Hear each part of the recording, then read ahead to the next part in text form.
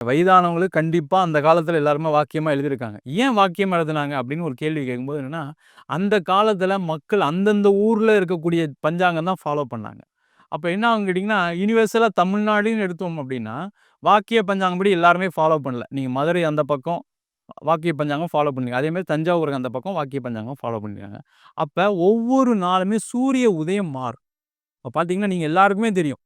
நீங்க கன்னியாகுமரியில காலையில சூரிய உதயம் என்ன டைமு, சென்னையில சூரிய உதயம் என்ன டைம் மேட்ச் பண்ணி பாருங்க. அந்த 10 நிமிஷம் வித்தியாசம் இருக்கும். அந்த 10 நிமிஷம் வித்தியாசம் வரும்போது என்னன்னா, அந்த நேரத்தில பிறக்கக்கூடிய குழந்தைக்கு லக்னமே மாறிடும். அப்ப என்ன பண்ணணும், திருக்கணித பஞ்சாங்கப்படி எழுதும்போது இந்த பிரச்சனைகள் வராது. அங்க என்ன பண்ணணும்னா, அந்த சூரிய உதயத்த கணக்கில எடுத்து எழுதுறோம். வாக்கிய பஞ்சாங்கத்தில ஸ்டாண்டர்டா சூரிய உதயம் அந்த ஊருக்கான சூரிய உதயத்த அப்படியே போட்டு எழுதுவாங்க. இன்னைக்கு பார்த்தீங்கன்னா, எல்லா ஊர் மாறிட்டு இருக்காங்க. குளோபலைசேஷன் நடக்குது. இன்னைக்கு பார்த்தீங்கன்னா, ஃபாரின்ல பிறக்குறாங்க. ஃபாரின்ல பிறக்கிற குழந்தைக்கெல்லாம் அப்ப எப்படி எழுதுறது? அப்ப என்ன பண்றோம், யுனிவர்சலா ஒரு பஞ்சாங்கம் ஃபாலோ பண்றோம். அதுதான் திருக்கணித பஞ்சாங்கம். அந்த திருக்கணித பஞ்சாங்கத்தில ஒவ்வொரு ஊருக்கான டிகிரீஸ் குடுத்துருக்காங்க. லேட்டிட்யூட், லாங்கிட்யூட்ன்னு இருக்கு. அப்ப எக்ஸாக்ட்டா வரும்போது பார்த்தீங்கன்னா, திருக்கணித பஞ்சாங்கப்படி கணிக்கும்போது இதில எந்த பிரச்சனையும் வர்றதில்ல. அப்ப யுனிவர்சலா ஒரு ஃபாலோ பண்ணக்கூடிய விஷயம் என்ன அப்படின்னும்போது திருக்கணித பஞ்சாங்கத்த ஃபாலோ பண்றோம். அவ்வளதான்.